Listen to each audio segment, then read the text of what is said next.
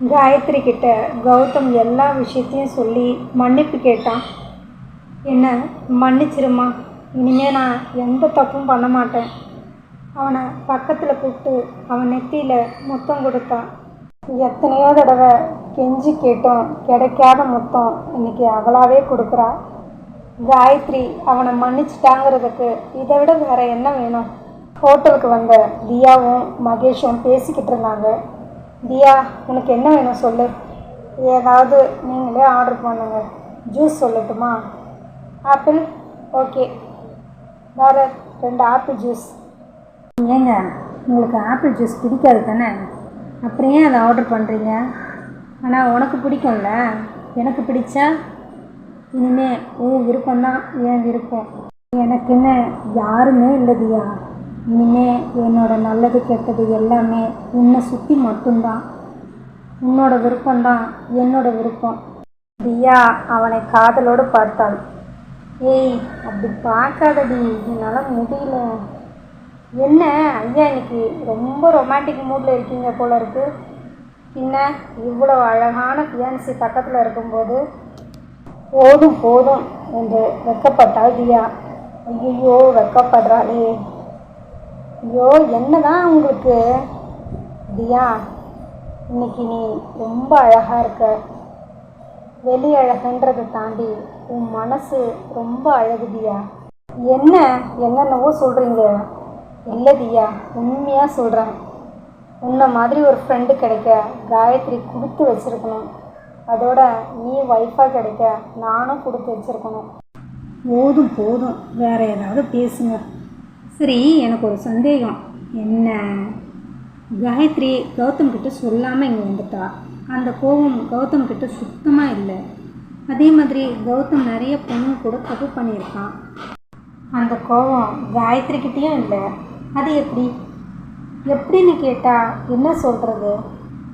இல்லைம்மா, 2 பேரும் அப்படி ஒரு விஷயம் நடந்த மாதிரியே காமிச்சிக்கலையே. ஏன்னா 2 பேரும் ஒருத்தரை லவ் பண்ணுறாங்க. அதுவும் ட்ரூ லவ். அதனால் அவங்களுக்கு மற்றவங்களோட தப்பு எதுவுமே கண்ணுக்கு தெரியல. அப்படியே சொல்கிறேன். ஆமாங்க, நம்ம ஒருத்தவங்கள உண்மையாக நேசிக்கும்போது அவங்களோட குறை எதுவும் நம்ம கண்ணுக்கு தெரியாது. அவங்களாவே ஏற்றுக்கிறது தான் உண்மையான காதல். அதை காயத்ரியும் கௌதமும் பண்ணுறாங்க. அதனால தான் அவங்களுக்குள்ள அடுத்தவங்களோட தப்பு தெரியல. ஏன் தியா? ஒருவேளை நானும் கௌதம் மாதிரியே நிறைய லேடிஸ் கூட பழகிட்டு உங்ககிட்ட வந்து சாரின்னு கேட்டா நீ என்ன சொல்லுவ? அதற்குள் ஜூஸ் வந்தது. ஜூஸை எடுத்து அவகிட்ட கொடுத்தான். வேற போகிற வரைக்கும் அமைதியாக இருந்தா தியா. சொல்லு தியா, என்ன பண்ணுவ? என்கிட்ட சண்டை போடுவியா? இல்லை காயத்ரி மாதிரி பிரிஞ்சு வந்துடுவியா? உங்களுக்கு என்ன ஜூஸ் ரொம்ப பிடிக்கும்? நான் என்ன கேட்குறேன், நீ என்ன சொல்கிற? சொல்லுங்களேன். எனக்கு ஆரஞ்சு ரொம்ப பிடிக்கும். அந்த ஜூஸில் கொஞ்சோண்டு பாய்சனை கலந்துருவேன். அடி பாவி, என்னடி இப்படி சொல்கிற? என்ன, உங்கள் மேலே என் உயிரையே வச்சுருக்கேன். ஏதாவது அப்படி இப்படின்னு தெரிஞ்சுது கொலையும் செய்வாள் பத்னி கேள்விப்பட்டிருக்கீங்களா? அது நான் தான். நான் எப்படி உங்களுக்கு எல்லா விஷயத்துலேயும் உண்மையாக நேர்மையாக இருக்கிறனோ அதே மாதிரி தான் நீங்களே என்கிட்ட இருக்கணும். புரிஞ்சுதா? அம்மா தாயே, நல்லா புரிஞ்சுது. என்ன புரிஞ்சுது? இனிமே நீ ஜூஸ் கொடுத்தா குடிக்கக்கூடாதுன்னு புரிஞ்சுது. 2 பேரும் சேர்ந்து சிரித்தாங்க. சரி வா கிளம்பலாம், பாட்டி வேற தனியாக இருப்பாங்க. கௌதமும் காயத்ரியும் மனசு விட்டு பேசிக்கணும்ல, அதனால தான் பாட்டி நம்ம அனுப்பிச்சதே. அதனால் ஒன்றும் பிரச்சனை இல்லை, கொஞ்சம் லேட்டாகவே போகலாம். எங்கள் பாட்டி பெரிய ஆள். ஒரு ஆளை பார்த்த உடனே கண்டுபிடிச்சிருவாங்க ஆள் எப்படின்னு. அப்படியா? நம்ம கல்யாணத்துக்கு ஸ்ட்ராங்காக ரெக்கமெண்ட் பண்ணதே அவங்க தான். அப்போ நான் இந்த பியூட்டியோட செலெக்ஷன் இல்லையா, அந்த பாட்டியோட செலெக்ஷன் தானா? தியா சிரிக்க 2 பேரும் வீட்டுக்கு வந்துட்டாங்க. வீட்டுக்கு வந்ததும் தியாவோட அம்மாவும் அப்பாவும், காயத்ரி எப்படி இருக்கா? நல்லா இருக்காம்மா, பெண் குழந்தை, நார்மல் டெலிவரி. அப்பா, இப்போ தான் என் மனசு சந்தோஷமாக இருக்குது. பாட்டி மட்டும் அங்கே இருக்காங்க. சரி தியா, சாயங்காலம் நான், அப்பா, அனு 3 பேரும் வரோம். குழந்தைய பார்த்துட்டு வந்துடலாம். சரிம்மா. தம்பி, நீங்கள் மேலே ரெஸ்ட் எடுங்க. நாங்கள் சாயந்தரம் போகும்போது சொல்கிறோம். 3 நாளைக்கு அப்புறம் காயத்ரியை டிஸ்சார்ஜ் பண்ணாங்க. டாக்டர், நாங்கள் சென்னை போகணும். காயத்ரியையும் பாப்பாவையும் ஃப்ளைட்டில் கூட்டிகிட்டு போகிறதுனால குழந்தைக்கு எந்த பிரச்சனையும் இல்லையே. ஃப்ளைட் அவாய்ட் பண்ணுங்கள். காரில் போகிறது நல்லது. நான் சென்னையில் டாக்டர் சாந்தினிக்கு சொல்கிறேன். நீங்கள் ரெகுலர் செக்கப்புக்கு அவங்கக்கிட்டேயே போயிடுங்க. திங்கக்கிழமை காயத்ரியை டிஸ்சார்ஜ் பண்ணாங்க. இந்த 3 நாளும் காயத்ரியை ஒரு குழந்தைய பார்த்துக்கிற மாதிரி பாட்டி, தியா, கௌதம் 3 பேரும் மாற்றி மாற்றி பார்த்துக்கிட்டாங்க. வீட்டுக்கு வந்ததும், காயத்ரி, நாம் எப்போ ஊர் கிளம்புறது என்றான் கௌதம். நாளைக்கு செவ்வாய்க்கிழமை வேண்டாம், புதன்கிழமை அன்னைக்கு கிளம்புங்க என்றார் பாட்டி.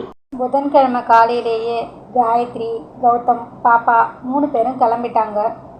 அவங்களுக்கு விபூதி வச்சு நல்லபடியாக போயிட்டு வாங்க என்ற பாட்டி, காயத்ரியை நல்லபடியாக பார்த்துக்கோப்பா என்றார். காயத்ரியை நல்லா பார்த்துக்கோங்க சார் என்று தியா அழுதுட்டா. இனிமே என்ன சார்னு கூப்பிடாத என்றான் கௌதம். ஒரு நிமிஷம் காயத்ரி, தியா, ஏன் பாட்டியே அதிர்ச்சி ஆயிட்டாங்க. சார் என்று தியா அழாத குறையாக கூப்பிட, அண்ணான்னு கூப்பிடு. நான் உண்மையாக தான் சொல்கிறேன். நிஜமாக சொல்லணுன்னா இந்த மாதிரி ஒரு ஃப்ரெண்டு கிடைக்க காயத்ரி கொடுத்து வச்சிருக்கணும். தியா தேம்பி தேம்பி அழுதா. காயத்ரிக்கும் அழுகியை தாங்க முடியல. கௌதம் எதையுமே வாய் வார்த்தையாக சொல்ல மாட்டான். இதை விட காயத்ரிக்கும் தியாவுக்கும் என்ன வேணும்? மகேஷை கட்டிப்பிடிச்சு சீக்கிரமாக கல்யாணத்துக்கு நாள் குறிச்சிட்டு சொல்லுங்கள் என்று 3 பேரும் சென்னைக்கு கிளம்புனாங்க. போகிற வழியெல்லாம் காயத்ரி கம்ஃபர்டபுளாக உட்கார எல்லாத்தையும் பண்ணி கொடுத்தான். சென்னை கிட்ட வரும்போது அன்னபூர்ணிக்கு கால் பண்ணியிருந்தான். அன்னபூர்ணி அவங்களோட ஃபேமிலி எல்லாரும் வந்துட்டாங்க. அதே மாதிரி கார்த்திக்கும் சங்கவிக்கும் சொல்லியிருந்தான். எல்லாருமே கௌதமுக்கும் காயத்ரிக்கும் ஏதோ ப்ராப்ளம்னு தெரியும். ஆனால் வந்தவங்க யாருமே அதை பற்றி பேசவே இல்லை. அன்னபூர்ணி தான் ஆரத்தி காட்டி காயத்ரியை உள்ளே கூப்பிட்டாங்க. அவங்களுக்கு ரொம்பவே சந்தோஷம். கௌதம் வாழ்க்கை எப்படி ஆகுமோன்னு ரொம்ப கவலைப்பட்டவங்க. இன்றைக்கி குழந்தை, குடும்பம்னு அவன் சந்தோஷமாக இருக்கிறத பார்க்க அவங்களுக்கு ஆனந்தம் தாங்கலை. அண்ணா, உன் பொண்ணை என் பையனுக்கு தான் கொடுக்கணும் என்றாள் ரதி. நான் விடமாட்டேன். டேய், உன் பொண்ணு எனக்கு தாண்டா என்றாள் ராதா. ரதிக்கும் ஆண் குழந்தை பிறந்திருந்தது. ஏன் சண்டை போடுறீங்க? இன்னொரு பொண்ணு பெற்றுக்கிட்டா போச்சு என்றான் கௌதம். ரொம்ப நாளைக்கு அப்புறம் எல்லார்கிட்டையும் இயல்பாக சந்தோஷமாக பேசினான் கௌதம். இத்தனை நாளில் அவனும் யாருக்கும் ஃபோன் பண்ணலை, யாரோட ஃபோனையும் அட்டன் பண்ணவும் இல்லை. ராதாவும் ரதியும் 2-3 தடவை வந்து பார்த்துட்டு போனாங்க. அப்போவும் அவங்களால அவனை பார்க்கவே முடியல. எதையோ பறி கொடுத்த மாதிரி இருந்தவன் காயத்ரியும் குழந்தையும் வந்த பிறகு ஆளே மாறிட்டான். குழந்தைய பார்த்துட்டு எல்லாரும் கிளம்புனாங்க. குழந்தைய பார்த்துக்க ஒரு கேர்டேக்கரையும் ஏற்பாடு பண்ணியிருந்தான். காயத்ரி தினமும் தியாவுக்கு ஃபோன் பண்ணி பேசிக்கிட்டு இருந்தா. கல்யாண ஏற்பாடு எல்லாம் கடகடன் நடந்துக்கிட்டு இருந்துச்சு. கௌதம் இப்போதெல்லாம் 6 மணிக்கே வீட்டுக்கு ஓடி வந்துடுறான்.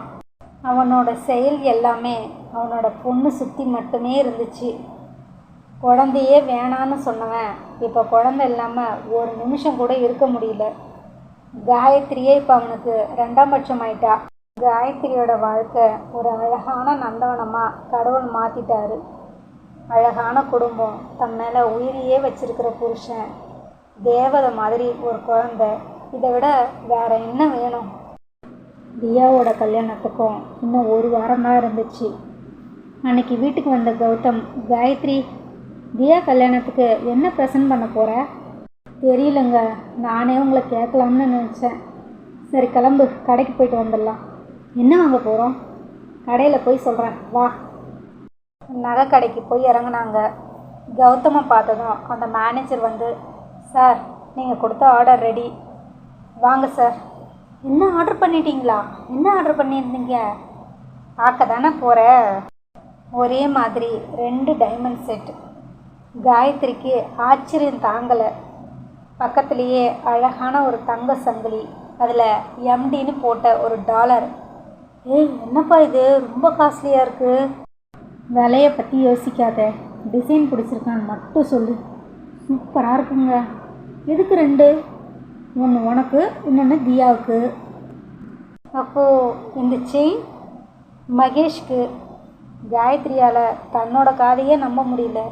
அது என்ன எம்டி? மகேஷ் தியா, என்னடி புதுசாக கேட்குற?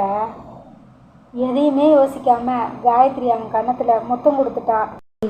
ஏன்டி இப்படி பண்ணுறேன்? சும்மா இருக்கிறவனை சீண்டி விடாத.